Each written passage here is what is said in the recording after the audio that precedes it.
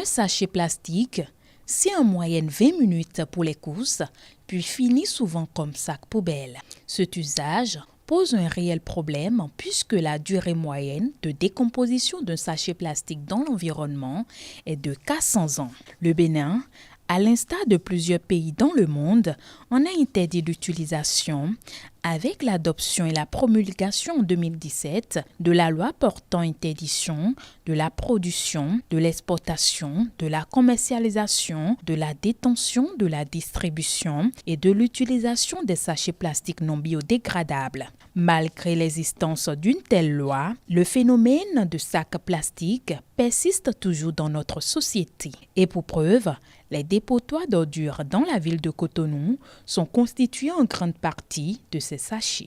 Si nous devons classer les produits qui touchent plus l'environnement et la vie humaine, c'est surtout les sachets. C'est rentré tellement dans nos comportements, même la nourriture aujourd'hui a quitté sa place habituelle et ça se retrouve dans les sachets. Si on ne sait pas faire d'ici là, les gens ne vont même plus chercher à manger dans quelque chose d'autre que d'utiliser des sachets pour tout. Vous allez savoir que les sachets plastiques sont constitués de résidus de pétrole et de beaucoup d'autres produits chimiques qui endommagent la santé et qui tuent le sol. Ça pollue l'environnement. Je vais vous donner un exemple simple. Vous savez, lorsque les gens mettent de la nourriture chaude, du thé chaud, de la bouillie chaude, de la sauce chaude dans des sachets plastiques, la chaleur fait libérer des produits toxiques qui tuent dans la nourriture. Et c'est lorsque vous mangez ça que vous êtes attaqué par des maladies incurables comme le cancer. Au Bénin, en Afrique en général, on n'a pas un système de prise en charge comme en Europe des malades. C'est pour cela que nous devons nous en méfier. Ça favorise le diabète, l'hypertension, même la stérilité.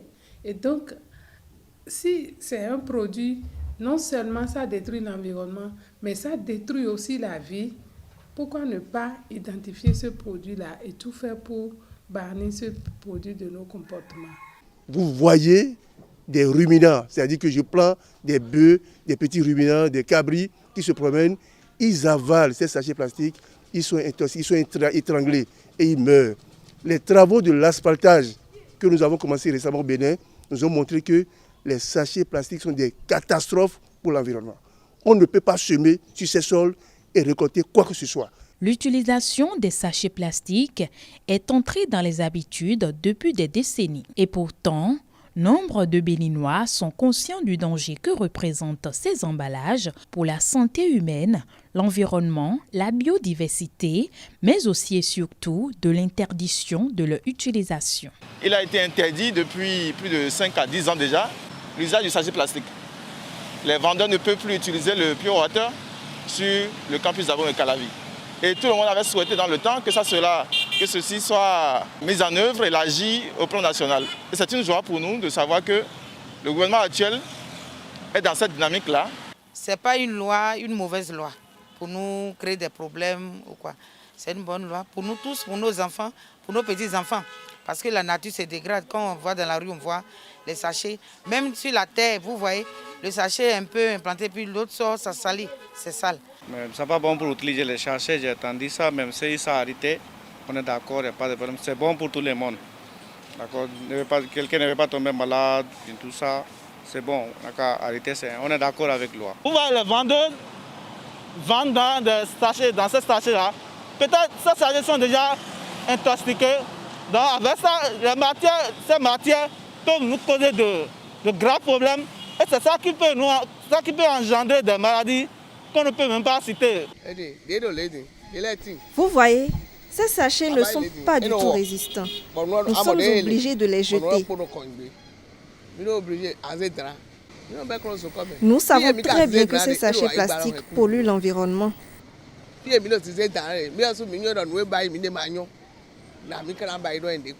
Dans les marchés à Cotonou, les sachets se trouvent être un moyen incontournable. Les produits alimentaires cosmétiques, congelés, etc. transitent d'une manière ou d'une autre par ces emballages. Les commerçantes aimeraient bien se conformer à la mesure gouvernementale, même si le client a du mal à s'arrimer à cette nouvelle donne. Parfois, ce n'est pas de notre faute. Il y a certains clients, quand ils viennent, ils n'amènent pas des trucs dans lesquels on va les vendre les trucs ou quoi. Donc, on est obligé d'utiliser les sachets. Et même si tu refuses d'utiliser les sachets, ils commencent par se disputer, quoi. Pour dire que ce n'est pas toi seul qui est dans le marché, qui vont aller quelque part d'autre pour payer les trucs. On n'a pas le choix. On utilise les sachets pour les vendre dedans. Nous sommes obligés d'utiliser les sachets. Nous ne pouvons pas remettre nos marchandises dans les mains de nos clients. Que l'État nous vienne en aide. Nous allons laisser ces sachets plastiques.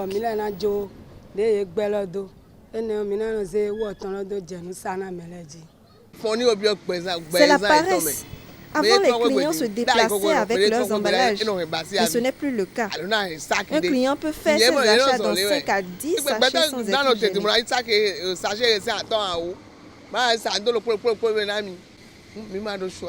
Pourtant, d'autres moyens existent comme les sachets biodégradables qui sont une solution simple et efficace pour les différents types d'achats. Mais leur utilisation peine à prendre corps. Oui, j'ai entendu parler des sachets biodégradables. Des gens sont venus nous sensibiliser sur les sachets biodégradables, mais où s'en procurer? Nous n'avons aucune idée.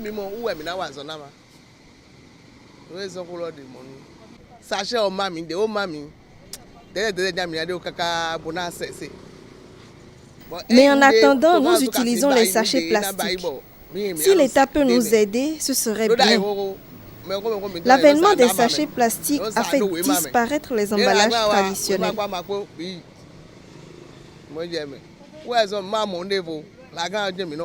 Bon, certains ont sorti certains sachets, on a dit oui, ça c'est biodégradable. Après on nous a dit c'est faux, c'est pas biodégradable. Donc, si il veut le réprimer, il faut qu'on ait ce qui va remplacer ça. Il n'y a pas un laboratoire ici pour montrer à chaque Béninois, lorsque vous voyez un sachet qui est de telle caractéristique, il est oxo-biodégradable, il est biodégradable. On n'a pas ça. Voilà l'une des difficultés que nous avons pour identifier ces sachets-là. Les sachets biodégradables, c'est, comme le disent le nom déjà, ça s'explique. C'est des sachets, quand vous les utilisez, quelques semaines après, ça disparaît dans l'environnement. Et entre-temps, c'était l'oxo que les gens ont importé, mais ça ne se dégrade pas comme on le veut. Les sachets oxo, c'est là, ça se détruit, mais ça ne disparaît pas. Mais les biodégradables, la différence c'est que les sachets biodégradables, quand vous les utilisez 1-2 semaines ou plus, dès que ça touche les microbes, ça se gâte et ça disparaît complètement. L'article 15 de la loi sur les sachets plastiques dispose que toute personne physique ou morale qui utilise un sachet non biodégradable est punie d'une amende allant de 5 000 francs CFA à 100 000 francs CFA. Des sanctions sont également prévues pour les entreprises et tous les acteurs qui contribueraient à l'accroissement des déchets plastiques dans l'environnement. En dépit de ces sanctions et de la répression prévue pour le mois d'octobre 2020, ces sacs en plastique semblent résister à la législation en vigueur. Pour ces défenseurs de l'environnement, plusieurs raisons peuvent l'expliquer. Nous sommes tentés de dire qu'il doit y avoir d'autres lobbies qui se sont dressés sur le chemin de cette loi-là pour empêcher son application. La loi est devenue caduque au moment où les gens ont commencé par donner des agréments. Parce que lorsque vous donnez des agréments à des gens, regardez ça. Ça, c'est ici. Ils utilisent des publicités mensongères. On dit, ça, c'est mon sachet plastique biodégradable. C'est des messages mensongers pour arnaquer les populations. Dès que tu vois ça, dès que tu vois ce message, qu'est-ce que tu fais? Tu crois. Il n'y a rien à faire. Tu crois. Ils ont reçu les agréments, ils ont mis des messages. Lorsque tu vois ce message, tu dis, oui, ils sont dans la loi, ils sont légaux, et là, je peux les croire et aller acheter ces sachets-là. Mais il faut être curieux pour voir, parce que vous savez qu'au Bénin, les gens ne lisent pas. Donc il faut être curieux pour aller voir. C'est parce que nous sommes regardants que nous sommes allés chercher les étiquettes qui sont mises sur ces sachets-là pour voir qu'en fait, c'est ceux-là qui ont reçu les agréments usent des publicités mensongères pour arnaquer vraiment les populations. Mais ce faisant, qu'est-ce qui se passe? On encourage les gens à acheter les sachets non biodégradables pour que les sachets ne cessent jamais des dégâts qu'ils causaient depuis. Et ils ont leur raison. Peut-être l'impact sur les activités génératrices de revenus. Ça fait qu'on est en train de tarder un peu, de vouloir tout le temps leur expliquer comment changer de comportement. Mais il faut commencer quelque part. Et je sais que le Béninois aime ça, quand il y a la rigueur, quand on les prend au collet, comme on le dit, c'est en ce moment que le Béninois sait qu'il faut. Voyez-vous, aujourd'hui, ce sont les têtus qu'on retrouve encore sur nos rues avec moto. Les grands têtus là, c'est eux qui persistent, c'est eux qui ne veulent pas respecter le fait d'utiliser les trafics locaux. Sinon, dès qu'on a commencé par attraper, dès qu'on a commencé par dire, bon, ça va comme ça, je pense que les gens ont changé de comportement. Donc, il faut commencer. Il faut déjà commencer quelque part. Mais je sais aussi qu'ils sont à pied d'œuvre. Ce n'est nullement une faiblesse de leur part. Je sais qu'ils sont en train de chercher par voies et moyens pour pouvoir aboutir à cette répression-là. Le Bénin produit en moyenne 72 000 tonnes de déchets plastiques chaque année, ce qui rend lourde leur gestion. Ainsi, dans la dynamique de les combattre, ces défenseurs de l'environnement se sont donné pour mission l'organisation des séances de sensibilisation et d'information. Nous faisons partie des acteurs qui ont milité pour que ce cadre juridique soit mis en place au Bénin.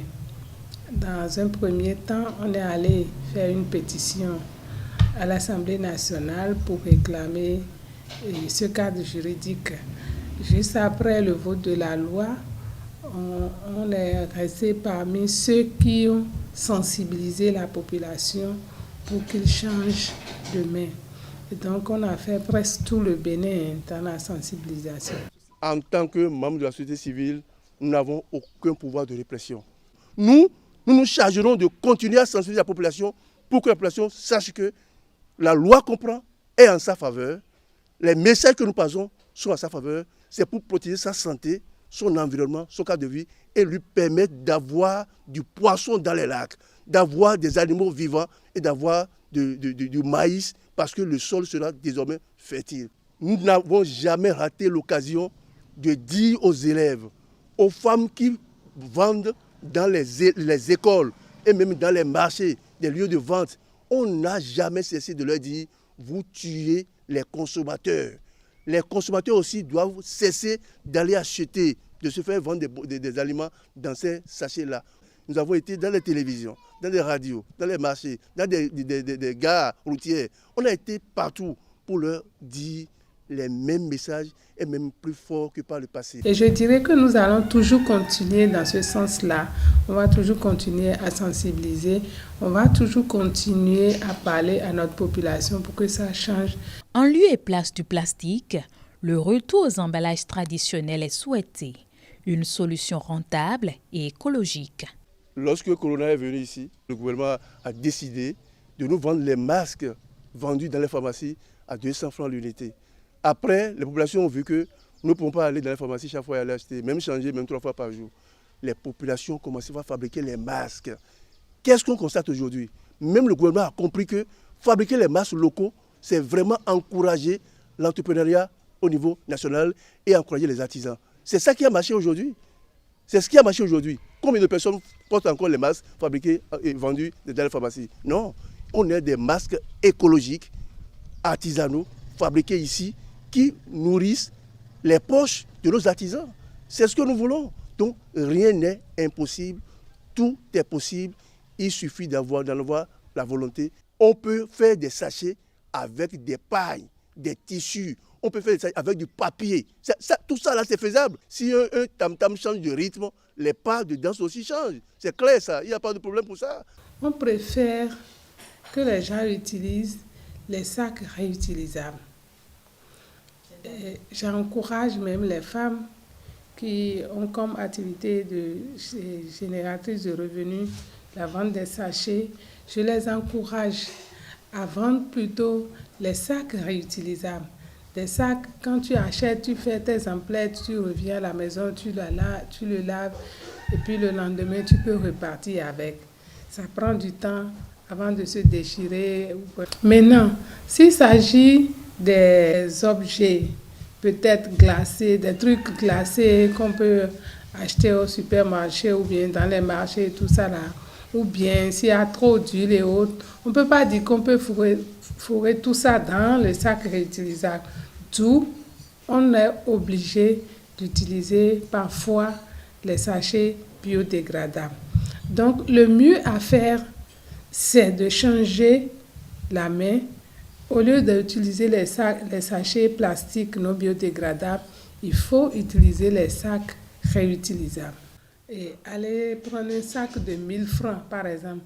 Moi, je trouve que c'est plutôt bénéfique parce que les sachets, sans s'en rendre compte, on en consomme. Quand vous faites la comptabilité, tu te dis, en un mois, je consomme plus de 1000 francs de sachets. Alors que quand tu prends un sac réutilisable de 1000 francs, vois combien d'années tu vas utiliser ce sac-là. C'est vrai que l'autre, c'est 5 francs, 10 francs.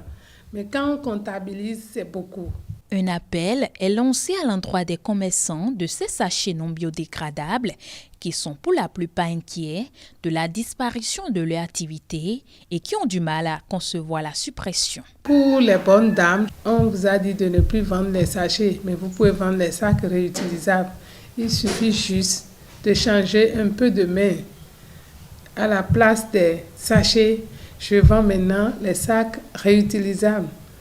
C'est la même chose. Peut-être que le bénéfice peut diminuer un peu, je ne sais pas, je ne suis pas commerçante moi, je ne suis pas dans les sachets, mais je sais que peut-être à cause du petit bénéfice, on peut se dire non, je vais continuer à être hypocrite vis-à-vis de la population. Sinon, c'est facile de changer de coup de main. Au lieu d'importer les sachets non biodégradables, il faut importer les sacs réutilisables ou produits sur place. C'est de la main-d'œuvre que nous trouvons aussi à nos couturiers. Eux aussi vont trouver du travail en faisant coudre des sacs avec le tissu percale d'ailleurs qui est fait au Bénin. Vous voyez que c'est construire l'économie locale. Aucun sachet n'a produit aucun chômage dans le pays. Les sachets sont venus dans le pays depuis quand? Et si on fermait aujourd'hui les frontières, comme la loi là décrit exactement, qui va en souffrir? Il ne faut pas aller voir les petites vendeuses qui sont dans ton pas. C'est les grossistes qui amènent les sachets ici. C'est les industriels qui fabriquent les sachets ici. C'est eux qu'il faut aller attaquer. Le sachet plastique est un ennemi pour les populations et nous devons les combattre. Dans nos habitudes, nous devons changer d'habitude. On doit divorcer avec ces sachets plastiques totalement. On n'a plus rien à faire avec eux. Il faut changer d'autres méthodes d'utilisation. C'est-à-dire qu'il faut chercher des alternatives comme les sachets en tissu, les sachets en paille, les sachets en feuilles, les sachets, ça existe. Et avant les sachets plastiques, que faisions-nous? Retournons à nos valeurs. Les pesticides et les engrais chimiques de synthèse, par exemple, sont des sujets dont nous avons toujours parlé. Les ordures ménagères, c'est des sujets dont nous avons toujours parlé. Ainsi de suite. Le fait d'abattre les arbres dans des villes pour mettre du goudron, pour dire on veut l'embellissement des villes, on en a toujours parlé. Ici, il s'agit d'un sujet spécifique et nous avons eu la chance d'avoir une loi. Si on a une loi, si nous sommes dans une république, il faut appliquer la loi, c'est tout.